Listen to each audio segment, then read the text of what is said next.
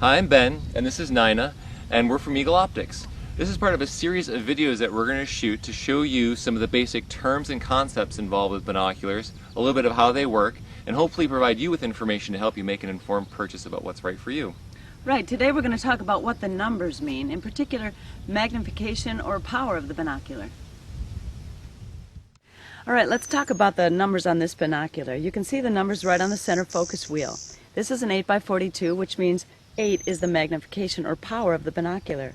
That means that you're seeing the object you're looking at 8 times closer than you would with the naked eye. The 42 refers to the objective lens size. Let's take a quick tour of this pair of binoculars. On the front of the binoculars we have the objective lens. That's the lens that collects the light. On the back side of the binocular you'll find the ocular lenses. Those are the lenses that do all the magnification, which is what we're talking about today. As you might be able to deduce, the size of the binocular really has nothing to do with the magnification. When considering a binocular's magnification, it's important to note that it has no bearing on the binocular's physical size. Lined up here we have 4 binoculars going from smallest to largest, all of which have the same magnification, in this case 8 power. Now let's go see what that magnification does. This is how you'd see me at 0 magnification, or how you'd see me with the naked eye. Let's see what 8 power looks like. Here I am at 8 times magnification. Here we are at 10 magnification. Although you can see me closer, more power isn't always better. Let's talk about how magnification affects field of view. Here we are at 0 magnification, or what you would see with the naked eye. You can see a wide field of view and a lot of things around me, like that rock and bend. Let's see what we look like at 8 power. Now we're at 8 power, or 8 times what you saw before with the naked eye.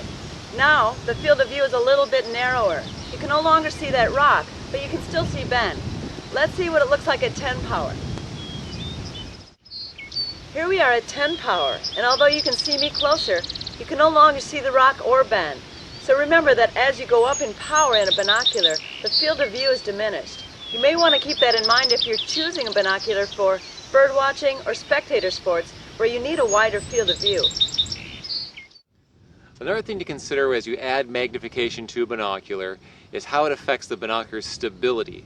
As I increase the power, any movement of my upper body gets magnified through the binocular's image. For example, if I pound on this table right now, you see a slight jarring of the camera. Let's see what happens when we add more magnification.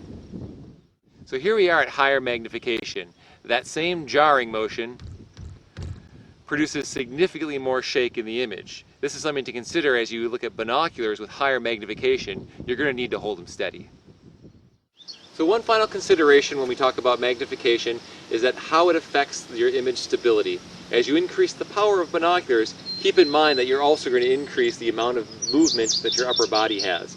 So with high power, just keep in mind you have to have a pretty steady hand. We hope this has helped you understand a little bit more about magnification, but if you have more questions, just call us at Eagle Optics. Our phone number is 1-800-289-1132 or visit us on the web at eagleoptics.com.